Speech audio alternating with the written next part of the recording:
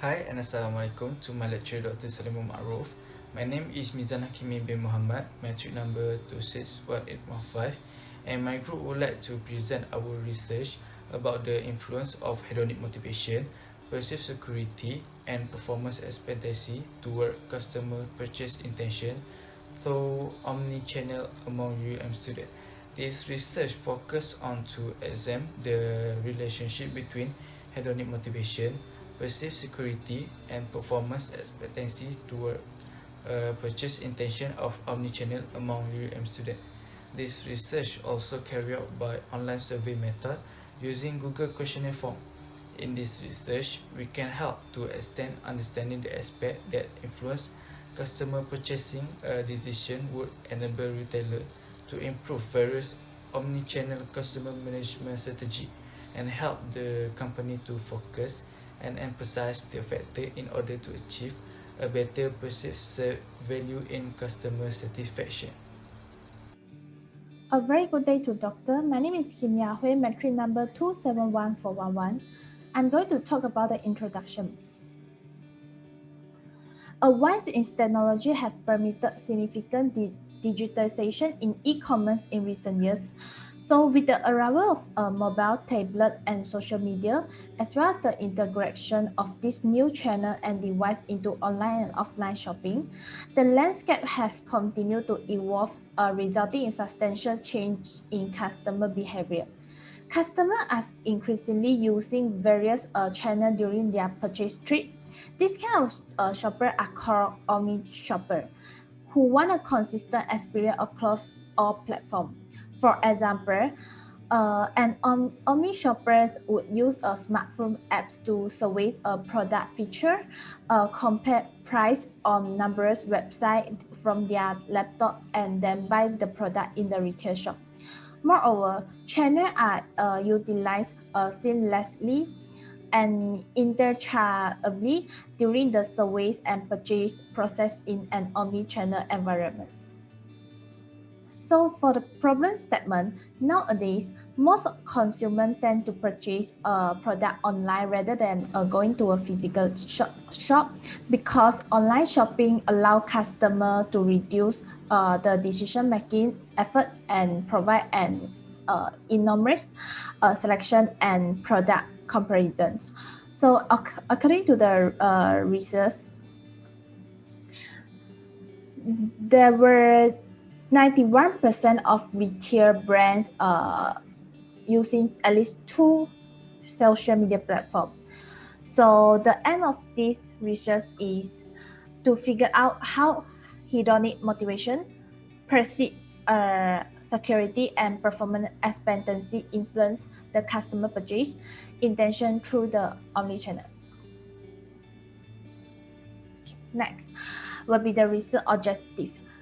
So the first one will be to examine the relationship between hedonic motivation and purchase intention of omnichannel. The second one will be to investigate the relationship between perceived security and purchase intention of omnichannel. And the third one will be to examine the relationship between performance expectancy and purchase intention of omnichannel. For the research question, the first one will be, does hedonic motivation influence omnichannel purchase intention? The second one will be, does perceived security have a relationship with omnichannel purchase intention? And the last research question will be, does performance expectancy influence omnichannel purchase intention? That's all from my part. Thank you. The method is known as a technique, procedure, or even a way of doing something subsequently with a specific plan. It is a type of procedure that includes a logical, order, and systematic way of inquiry, direction, instruction, study, exploration, experiment, and analysis. The design figure on the board of the mind should be followed up in performance to accomplish the goal. So, the plan that was used to reach the goal is classified as a method, or in the other words, the first plan of completing the approach was named as a method. Research design is a framework of research methods that were chosen by the researcher. The design enables researchers to point in on research methods that are suitable for the topic matter and begin their studies out for a success. The design of research topic illustrates the type of research. Quantitative research is a method of compiling all statistical data that the researchers can use to find the averages, patterns, making assumptions, evaluating the relationships, or even extending the findings to a bigger populations. It is a statistical result that enables the researcher to collect the insights. Numbers give a greater illustration to reach critical decision. Besides, quantitative research methods are very important and were proven to be highly effective when making a decision. We have conducted online survey research to collect data from consumers by providing them the multiple questions about their purchase intention through the omnichannel. Secondly, we go to descriptive design. Descriptive research design is wholly engaged in explaining the situation or case under their research study. It is a theory-based design method that is built by gathering, analyzing, and presenting the collected data. This allows a researcher to afford insights into the why and how of research. Descriptive design assists others in better understanding the need of the research. In methodology, we use 3 sections. The first section is preliminary, which is this section intends to ask for respondents' previous experience about the online shopping such as Lazada, Shopee, Zalora, or any other similar platform. For section 2, we use information about online shopping experiences that aims to inquire about the user's experience while using the online purchasing platform. The questions are contained based on dependent variable, which is DV, and independent variable, which is IV. And the last section, which is section 3, about the demographic information related to the demographic data of all respondents, and this is to gain a deeper understanding of the characteristics of our respondents.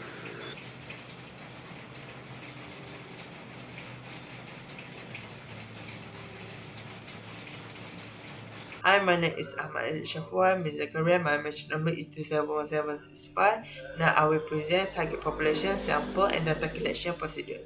First, target population. The target population for these studies are people aged of 18 to 30. Next, sample. We choose UUM students as our sample. The sample size for this study was around 700 people, yet the response rate received was within 31% only. The sampling method chosen to be used for the study was purposive sampling. Next, data collection procedure. Our team decided to use an online collection method, which is by creating Google questionnaire form. The questionnaire consists of nominal skill question and also interview skills question. The benefit of using online collection method. First, saving time. By using internet approaches, we can reach out to a large number of people in a short period of time, even they are geographically separate. Second, faster to analyze. This due to the fact that the result of the online method are available for analyze at any time. The reason we choose online collection. First, save cost. Online collection methods are most likely low cost, overall convenient, and help to bring in high response in the survey. Second, people are prefer to use their mobile device. It is easy and convenient because respondents can answer the question on their own time and even have some flexible in the term of completion time. Challenges faced while using online collection method. First, characteristic of people. There is no promise that respondents provide us with accurate demographic or characteristic information. Lastly, ignored by respondent. Conducting research online is quite difficult to attract respondents to answer the question provided they felt the research question was unimportant and decided to ignore it. That's all for me. I will pass to the next presenter. Thank you. Hi, my name is Nuriasmi Shazwani binti Amdu Yusaini. My message number is 264536. In this video, I will be presenting regarding the PBL4, which consists data analysis, data cleaning, response rate, and descriptive analysis. So for the first one is data analysis. Data analysis refers to the systematic application of statistical or logical tools to define, ensure, summarize, and access data. In order to ensure data integrity, it is important to conduct trustworthy and appropriate analysis of study findings. Next is the data cleaning. Data cleaning is referred to the process of modifying data that is wrong, missing, irrelevant, or incorrectly formatted in order to prepare it for analysis. Based on the statistical data that we have gathered, the entire sample size is 222. We have discovered that there is no missing value by doing the frequency test. As for the response rate, the sample for this research study was selected through a random sampling population in Malaysia. In this research project, our target population was young people aged 18 to 30. The sample we chose was university students. The sample size was around 700 people and the actual response rate that we received was around 31%. Table 2 illustrates the mean and standard deviation of the variable, which is purchase intention as the dependent variable, and 4 independent variable, which include hedonic motivation, perceived security, performance expectancy, and customer intention. As you can see here is the respondent profile. The respondent profile is a subset of users' personal information gathered through the survey. This information can assist us in comprehending the data section. As of our target respondents, we focus on UUM students. Gender, ethnicity, age, level of study, employment status, income, the frequency of using online shopping, and the shopping site they regularly use are all included in their demographic survey in our research. The table below shows the personal information of respondents that has been collected for this study. Good morning, Dr. Saliman. My name is Jaslyn Tan Ching Fong, metric number 270082. So in this research, we analyzed the data by using few types of analysis. So first of all, comparison analysis, which consists of independent t-tests. The independent t-test, also known as the two-sample t-test, it is an inferential statistical test that is used to identify whether or not there is a statistically significant difference between the means of two independent groups. So based on the analysis, we find a null hypothesis because the equal variance not assumed significance two-tail of customer intention is 0.091, which is more than 0.05. Therefore, it implies that in terms of customer intention, there is no difference between male and female. Next, correlation analysis. The Pearson correlation coefficient calculates the overall linear correlation between two sets of data. It is a standardized measure of covariance with a result that is always between -1 and 1. The result of the analysis indicates that independent variable, which is hedonic motivation, does not have a positive correlation with the dependent variable, which is customer intention. This is because the test is significant, which is smaller than 0.05. Furthermore, regression analysis, which consists of model summary, ANOVA, and coefficient analysis. In the model summary table, the adjusted R-square indicates 0.794, which means that 79.4% of the variance in dependent variable can be predicted from the independent variable. In other words, performance expectancy, hedonic motivation, and perceived security predict customer intention with 79.4%. Hence, it is a good relationship. Next, ANOVA. It is an analysis of variance, a statistical process that breaks the observed variance data into several components for use in subsequent tests. Based on the table, the model is fit because the p-value shows the value is less than 0.05, which is 0.001. Therefore, the model is good because it fits with the f-value, which is 285.449. Hence, the model is powerful to explain the relationship between independent variable and dependent variable. And the third analysis in regression analysis is coefficient. Coefficients are used to test hypotheses. If the significant value is less than 0.05, the independent variable has a relationship with the dependent variable. Based on the table, the significance of independent variable are less than 0.05. Thus, the independent variables, which are hedonic motivation, perceived security, and performance expectancy, have a relationship with the customer intention, which is the dependent variable. Next, let's talk about the discussion of findings.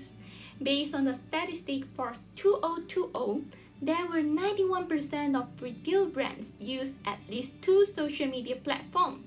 So, the purpose of this study is to investigate the influence of hedonic motivation, perceived security, and performance expectancy towards customer purchase intention through omnichannel. In the first independent variable, which is hedonic motivation, we can see that customers get influenced by the hedonic motivation, which make them feel happy when doing online shopping. Next, the second independent variable, which is perceived security, we can see that the customer get influenced by perceived security, which makes them feel safe when they do online shopping. Furthermore, the third independent variable, which is performance expectancy, we can see that customers get influenced by the performance expectancy, which makes them intend to use online platform for shopping. For instance, most of the customers feel that they are able to obtain information about the product easily during online purchasing. In short, these results show that these independent variables are important factors that affect customer attitude and their willingness, which is their intention, to adopt online shopping. Let's move on to implication of findings. We face few limitations in completing this research. The first is time constraint. We are only able to spread the questionnaire and collect the raw data in just 1 to 2 weeks' time. The issue makes us only have limited time to finish the research within the time frame. Besides that, the sample size is also one of the limitations that we face throughout the research. Before we started to spread the questionnaire, we had an estimation of sample size, which is around 200 respondents. But at the beginning of the second week, we just received around 152 responses. Another major limitation that we faced was study through online learning.